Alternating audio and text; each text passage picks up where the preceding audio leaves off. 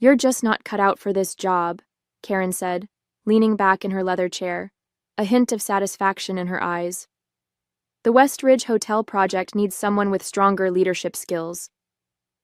I maintained my composure, despite the familiar sting of her words.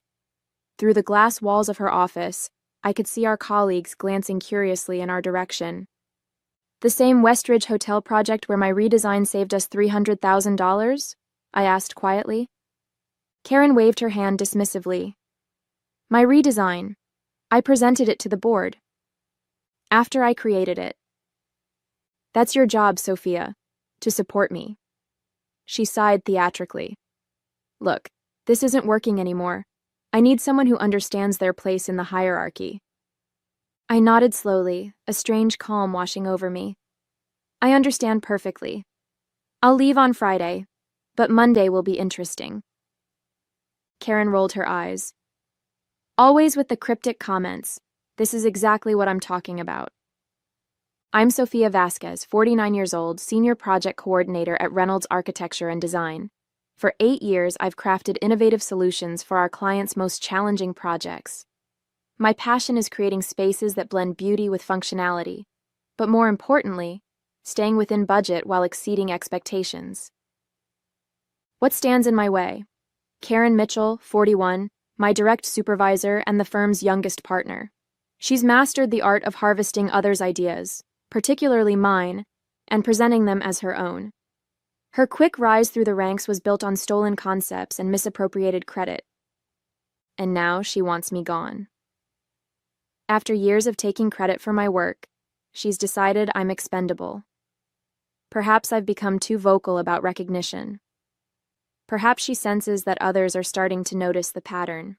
Whatever her reasons, she's made her move. As I walked back to my desk, I passed the wall of project photos in the main hallway. The Westridge Hotel, the Pinecrest Community Center, the Lakeview Towers, all projects I'd poured my heart into, all bearing plaques with Karen's name as lead designer. My phone buzzed with a text from David, one of our senior architects. "How'd the meeting go?" Karen looked smug. "As expected," I replied. "She's pushing me out." "That's insane. Your coastal restoration project just won an award." Her coastal restoration project, according to the press release.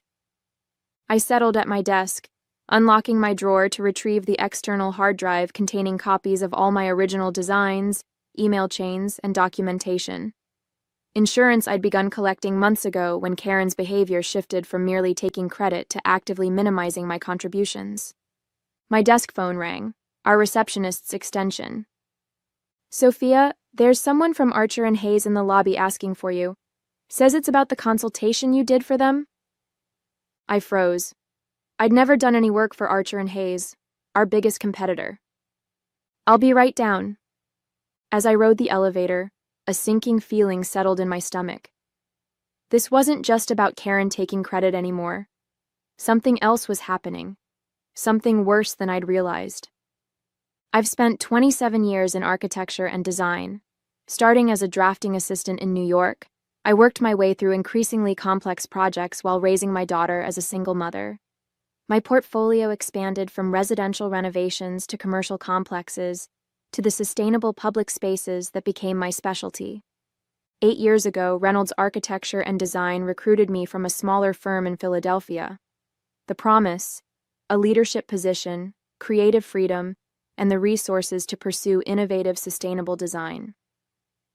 For the first 4 years under our previous creative director, I thrived. My coastal restoration project, a series of community spaces built with reclaimed materials that could withstand severe weather events, became the firm's calling card. Then Karen arrived. Originally hired as a project manager, she quickly aligned herself with our aging founder, Harold Reynolds. Her approach was calculated: lavish compliments, strategic lunches, weekend invitations to her Catskills cabin. Within 18 months, she'd secured a partnership, the youngest in the firm's history. Initially, I admired Karen's ambition. Her presentations were polished, her client interactions smooth. She seemed genuinely enthusiastic about my designs, often stopping by my desk to discuss concepts. I interpreted her interest as mentorship, perhaps even friendship. The warning signs appeared gradually. First came the collaborative presentations, where my contributions went unmentioned. Then projects I'd initiated were suddenly reassigned, with Karen overseeing them directly. In meetings, she began interrupting me or rephrasing my ideas as her own. Sophia had an interesting starting point, she would say, but I refined it into something more practical. Harold, nearing retirement and increasingly disengaged, seemed charmed by Karen's confidence. Other partners, mostly men over 60, responded similarly to her carefully cultivated image of competence combined with just enough deference to their experience. My colleagues noticed the pattern. David from the architectural team once whispered, "Did she seriously just present your riverfront concept as her breakthrough idea?" Our receptionist, Jenna, started marking my original designs with timestamps before filing them, giving me silent nods of support. I persevered, believing my work would eventually speak for itself. When we won the Regional Design Excellence Award for the Coastal Project, I anticipated acknowledgement. Instead, Karen accepted the award alone, her speech excluding any mention of my contribution. That night, I began backing up my work, saving emails, documenting my design process with dated entries. Not for confrontation, I still hoped things would improve naturally, but for peace of mind. Looking back, I was naive. Karen wasn't just an opportunist. She was systematic in her approach. Each appropriated design, each stolen concept, was a deliberate step in her career advancement, and I had unintentionally become both her greatest resource and her largest threat. Our relationship had settled into an uneasy pattern, her taking credit, me producing more work, increasingly resentful but conflict-averse. Until yesterday, when she requested my complete portfolio files for archival purposes. Something about her expression, a mixture of entitlement and calculation, finally triggered my suspicions. In the lobby, a well-dressed man in his 50s extended his hand. "Ms. Vasquez, James Donovan from Archer and Hayes. Thank you for meeting with me." "There must be some misunderstanding," I said carefully. "I've never consulted for your firm." His brow furrowed. "That's strange. We have preliminary designs for our Portland waterfront project that were attributed to you. Karen Mitchell shared them last month, said you'd provided consultation." My stomach dropped. The Portland waterfront, a $50 million revitalization project that would transform the city's harbor district. I'd sketched concepts for it after hours, purely as a creative exercise, never intending to share them officially. "May I see these designs?" I asked, fighting to keep my voice steady. He pulled out his tablet, displaying familiar renderings, my renderings, but with subtle modifications. The core concept was unmistakably mine: elevated green spaces connecting historical buildings with flexible areas that could be reconfigured during flood seasons. "These were presented as collaborative work between your firm and ours," James explained. "We were quite impressed. In fact, we've incorporated several elements into our final proposal." The room seemed to tilt slightly. Karen hadn't just taken credit for my work within our firm. She'd been selling my concepts to our competitors. "Who else has seen these designs?" I asked. "Our entire executive team, and we've already presented to the Portland Development Commission. They were quite excited." He paused, studying my expression. "Is there a problem?" "I need to check something with my office. Would you excuse me for a moment?" In the restroom, I leaned against the wall, processing this revelation. Karen had taken my personal sketches, likely from my computer when I stepped away, and positioned them as collaborative work with a competing firm. The ethical violation was staggering. More disturbing was the realization that this explained her sudden push to terminate me. If these designs were moving forward with Portland officials, she needed me gone before I discovered the theft. My phone buzzed with a meeting notification. "All staff, special announcement, 3 p.m. today." When I returned to my desk, activity around the office had intensified. People were talking in hushed groups, giving me concerned glances. David stopped by, lowering his voice. Harold is flying in for the meeting. Something about a transformative partnership. With Archer and Hayes, I guessed. His eyes widened. How did you know? James Donovan is downstairs with my designs for the Portland waterfront. Your designs? David looked confused. Karen's been working on Portland for months. It's what's getting her promoted to creative director. The final piece clicked into place. Karen wasn't just pushing me out. She was stepping into a role created specifically for her visionary work on Portland, work she had stolen from me. I opened my email to find a message from HR detailing my transition package. They weren't even waiting until Friday. Karen had accelerated my departure to today. My hand hovered over the external hard drive in my drawer. It contained everything: original files with metadata proving my authorship, emails, documentation of my design process. Enough evidence to expose Karen's systematic theft. But would anyone believe me? Karen had spent years cultivating relationships with leadership while systematically isolating me. It would be her word against mine, and she'd already positioned me as underperforming and resentful. I closed the drawer without taking the drive. I needed time to think, to plan my next steps carefully.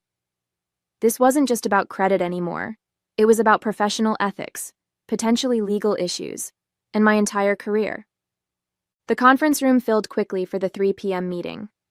I chose a seat near the back, ignoring the whispers and glances. Karen stood at the front beside Harold Reynolds, looking triumphant in a tailored navy suit, the one she reserved for important presentations. Harold cleared his throat. Today marks an exciting new chapter for Reynolds Architecture and Design. We're announcing a strategic partnership with Archer and Hayes for the Portland waterfront revitalization. On the screen behind him appeared my designs, the ones James Donovan had shown me earlier, now branded with both companies' logos. This collaboration, spearheaded by Karen Mitchell, represents the innovative thinking that drives our firm forward, Harold continued. Karen's vision for Portland has already impressed city officials and secured preliminary approval. Karen stepped forward, beaming. Thank you, Harold. This project exemplifies our commitment to sustainable urban renewal. She clicked through my sketches, explaining concepts I'd developed over countless late nights, as if they were her own inspiration. Each slide twisted the knife deeper. To lead this exciting new direction, Harold announced, I'm pleased to name Karen our new creative director, effective immediately. Applause filled the room. Karen accepted the promotion with practiced humility, thanking Harold for his mentorship. Her gaze briefly met mine, a flicker of warning in her eyes. When the presentation ended, I approached Harold. Could I speak with you privately about the Portland project? Of course, Sophia. Let's use my office. Hope sparked. Harold had always been fair, if somewhat detached. Perhaps he'd listen, especially with proof of Karen's misconduct. Karen intercepted us in the hallway. Harold, we should discuss the transition plan for my role. And didn't you have that call with the board at 3:30? Right, yes. He checked his watch. Sophia, can this wait until tomorrow? It's regarding the origin of the Portland designs, I said firmly. Karen's smile tightened. Actually, Harold, that reminds me. There are some concerns about Sophia's performance I've been meaning to discuss. Oh, Harold looked between us. Resource allocation, deadline issues, and some confusion about project ownership. Her implication was clear. She was framing me as the one with ethical problems.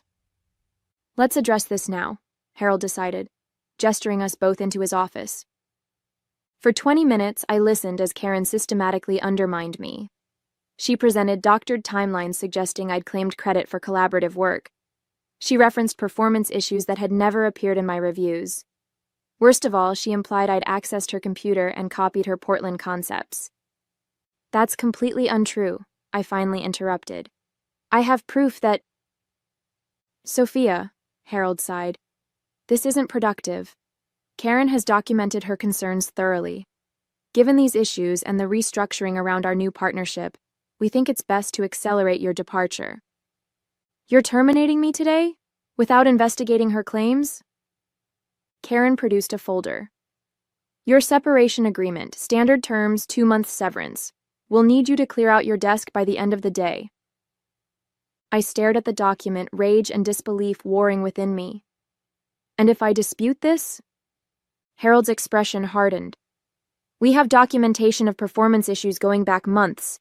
Fighting this would only damage your professional reputation.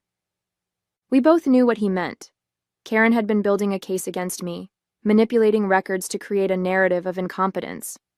Even with my evidence, a legal battle would be messy, public, and potentially career-ending. I understand, I said quietly, taking the folder. Karen smiled sympathetically. I'll help communicate this transition to the team. As I left Harold's office, my phone buzzed with an email notification. Subject: Portland Waterfront Project, confidential. From an address I didn't recognize. I opened it to find detailed information about the Portland project's upcoming phases, timelines, budgets, stakeholder information, along with a message. You should see this. Not right what they're doing to you. A friend. For a moment, I considered forwarding it to Harold as proof of my involvement. Then I realized, this wasn't help. It was a trap. If I shared confidential project information, especially after being terminated, Karen could accuse me of corporate espionage. I cleared my desk methodically, packing personal items under the watchful eye of an HR representative. The external hard drive with my evidence went into my bag first. Family photos, design awards, and the small succulent plant my daughter had given me followed. 8 years reduced to a single cardboard box. I'm sorry it ended this way, Jenna whispered as she hugged me goodbye at reception. We all know what really happened. Thank you, I said, touched by her support. Take care of yourself. Outside, I hailed a cab, giving the driver my address before sinking into the back seat. Only then did I allow myself to acknowledge the magnitude of what had happened. My career at Reynolds was over. My reputation potentially damaged. 8 years of work appropriated by someone else. My phone buzzed with texts from concerned colleagues. I silenced it, needing space to think. The separation agreement sat heavily in my bag, its terms simultaneously generous and insulting. 2 months' salary in exchange for my silence and a legally binding admission of inadequate performance. At home, I poured a glass of wine and opened my laptop. First, I backed up all evidence to a secure cloud account. Then I began researching my options, making notes on employment law and intellectual property rights. A knock at my door interrupted my research. Through the peephole, I saw David looking worried. I came to check on you, he said when I opened the door. Things happened so fast today. I invited him in, grateful for friendly company. Karen had it all planned. The termination, the partnership announcement, her promotion. It's worse than you know, David said, accepting the wine I offered. After you left, Karen told everyone you'd been stealing her designs for months. She implied you were sharing confidential work with competitors. I nearly dropped my glass. She's accusing me of exactly what she did. She showed emails, Sophia. Messages that looked like they came from your account, sending designs to outside firms. That's impossible. I never sent... I paused, a horrible thought forming. When did she say these emails were sent? David thought for a moment. Last month, mostly. She had dates. When I was on vacation in Vancouver, I realized. She had access to my computer then. She must have used my email account. That makes sense, David agreed. But she presented it convincingly. Even people who like you were starting to doubt. I felt sick. Karen hadn't just stolen my work and fired me. She was systematically destroying my professional reputation, ensuring I couldn't challenge her version of events. There's something else, David said hesitantly. A rumor that Archer and Hayes might hire you as a consultant after your non-compete period. What? Why would they? Then it hit me. That's her insurance policy. She's setting it up to look like I sold my designs to them all along. David nodded grimly. If you take any action against Reynolds, she'll use that narrative to discredit you.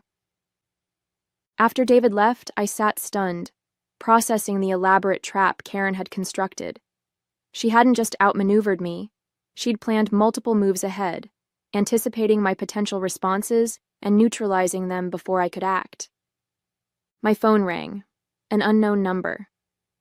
Against my better judgment, I answered. Ms. Vasquez? James Donovan from Archer and Hayes again. I wanted to follow up on our conversation. Mr. Donovan, I can't discuss anything related to Reynolds or the Portland project. I'm no longer with the firm. Actually, he said, that's precisely why I'm calling. Our leadership team was impressed with the concepts Karen attributed to you. We'd like to discuss a potential position. It was confirmation of exactly what David had warned me about, the job offer that would cement Karen's narrative of my betrayal. I need to consider my options, I replied carefully. Can I call you next week? After hanging up, I opened my laptop again, navigating to my email archive. I searched systematically through 6 years of correspondence with Karen, looking for anything that might help my case. In a folder of project communications from 3 years ago, I found it, an email chain I'd completely forgotten. Karen, seeking my input on a struggling project, had explicitly acknowledged my authorship of the coastal restoration design. Need your magic touch on this one, she'd written. The kind of innovative approach that made your coastal project such a success. It wasn't just evidence of my work. It was Karen, in her own words, confirming I was the true creator of the award-winning design she now claimed as her own. With renewed determination, I spent the weekend building my case. The email I'd discovered was just the beginning. I worked methodically through my archives, constructing a timeline of Karen's appropriation of my work. By Sunday night, I had compiled a detailed dossier, original design files with metadata proving my authorship, email chains showing the evolution of concepts Karen later claimed, performance reviews contradicting her claims of my inadequacy, and testimonials from former clients who had worked directly with me. Monday morning, I prepared to take action. My plan was straightforward. Submit a formal complaint to Reynolds' board of directors, complete with my evidence, then consult with an attorney about potential legal claims. As I reviewed my documents one final time, an email notification appeared, from Harold Reynolds. Sophia, concerning developments have emerged regarding the Portland project. Need to speak with you immediately. Available to meet this morning. Hope flared briefly. Perhaps Harold had discovered Karen's deception on his own. I responded, agreeing to meet at a coffee shop near the office at 10 a.m. Harold looked haggard when he arrived, the confident firm leader replaced by an anxious older man. Thank you for meeting, he began. I'll be direct. After our announcement, Portland officials requested additional background on the design concepts. They were impressed with the innovation and wanted to feature the designer's process in their public relations materials. I waited, sensing what was coming. Karen couldn't answer their technical questions, he continued. When pressed, she became evasive. One official recognized elements similar to your work on the coastal restoration project and asked specifically about your involvement. And what did Karen say? I asked. Harold grimaced. She claimed you had been her mentor, guiding her understanding of sustainable design principles. Despite everything, I laughed. Her mentor? She's been taking credit for my work for years. I'm beginning to see that, Harold admitted. Portland has paused the project pending clarification of the design authorship. Our partnership with Archer and Hayes is in jeopardy. Why tell me this? I've been terminated, remember? Because Karen insists you have the original files that could resolve this issue. She's claiming you took them when you left. The audacity was breathtaking. Even now, Karen was manipulating the situation, trying to force me to hand over my evidence. I have the original files, I confirmed, along with proof that they're my work, not Karen's. Harold leaned forward. Sophia, the firm's reputation is at stake. We need to resolve this quickly and quietly. Reinstate me, I said. Full position, clear my record, and remove Karen from any project involving my designs. That's not possible. Karen is already announced as creative director. Then I'll take my evidence to Portland officials directly. and to the architectural press. Harold paled.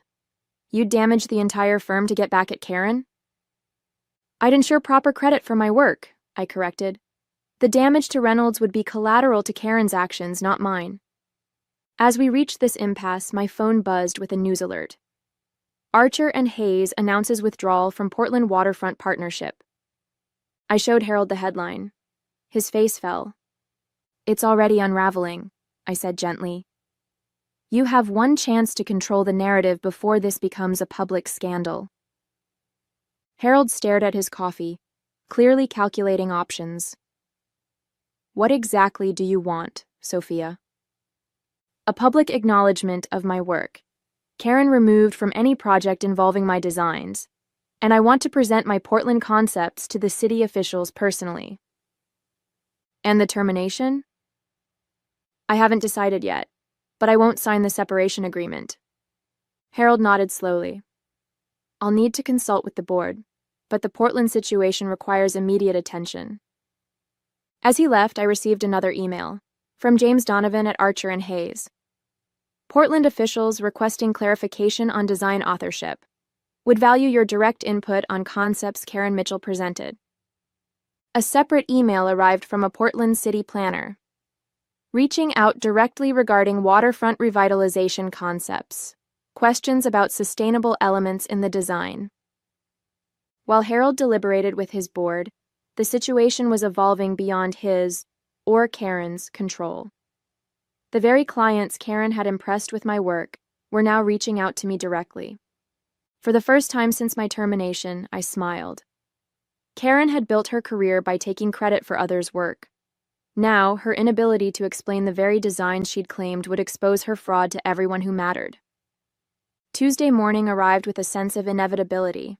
Following several conversations with Portland officials and Archer and Hayes executives, I had agreed to a joint meeting at Reynolds' office to clarify the design authorship issue. I dressed carefully, choosing a professional outfit that projected confidence without ostentation. The external hard drive with my evidence went into my bag, along with printed copies of key documents. This time, I was fully prepared. The conference room fell silent when I entered. Harold sat at the head of the table, flanked by two board members. Representatives from Portland and Archer and Hayes filled one side. Karen sat alone on the other, her usual poise replaced by tense vigilance. "Thank you all for coming," Harold began. "We're here to address questions regarding the Portland waterfront project designs." Karen immediately took control. "I'd like to start by expressing my disappointment that confusion has arisen about my work. While Sophia contributed some initial feedback, the concepts were entirely—" "Actually," I interrupted, connecting my laptop to the projector, "I think it's better if I demonstrate." For the next 20 minutes, I methodically presented my evidence. Original design files with timestamps predating Karen's creation by months, process documentation showing the evolution of concepts, and most devastatingly, emails where Karen herself acknowledged my authorship of various elements. "As you can see," I concluded, "these designs represent my work, developed independently and without authorization from Reynolds after Karen took my previous coastal restoration project concepts without attribution." The Portland officials exchanged glances. "These are precisely the technical details we've been requesting," one said pointedly to Karen, "details you weren't able to provide." "This is absurd," Karen protested, her voice rising. "She's manipulated those timestamps. She's trying to sabotage me because she's jealous of my promotion." "Actually," said the Archer and Hayes representative, "our technical team has verified the metadata. These are unquestionably the original files." "Furthermore," added Harold quietly, "our IT department has confirmed unauthorized access to Sophia's computer during her vacation last month." Karen's face drained of color as she realized her carefully constructed narrative was collapsing. "Harold, you can't possibly believe—" "Karen," he interrupted firmly, "I think it's time for you to leave." Karen's downfall was swift and comprehensive. Escorted from the building that afternoon, she left behind a trail of fabrications that unraveled with remarkable speed once people started asking the right questions. The board meeting that followed was equally decisive. Harold, fighting to salvage the firm's reputation, announced my reinstatement with a promotion to creative director.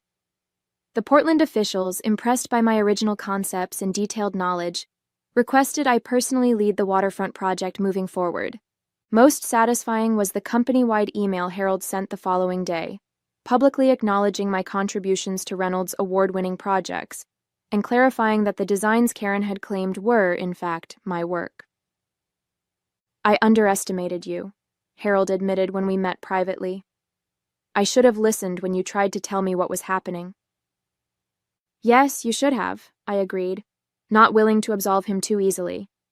8 years of my work was attributed to someone else while you looked the other way. His chastened expression confirmed he understood the magnitude of his failure. 1 month later, I stood before the Portland Development Commission, presenting my refined vision for their waterfront. The project was back on track, with both Reynolds and Archer and Hayes collaborating under my direction, a partnership that now acknowledged all contributors properly. Karen, meanwhile, had become a cautionary tale in our industry. After 3 other designers came forward with similar stories of appropriated work, her reputation was in tatters. Last I heard, she had left architecture entirely. As for me, my career entered a new phase. The spotlight I'd avoided for years now felt less intimidating. I established clear protocols for design attribution at Reynolds, mentored younger staff, and finally received the recognition my work deserved.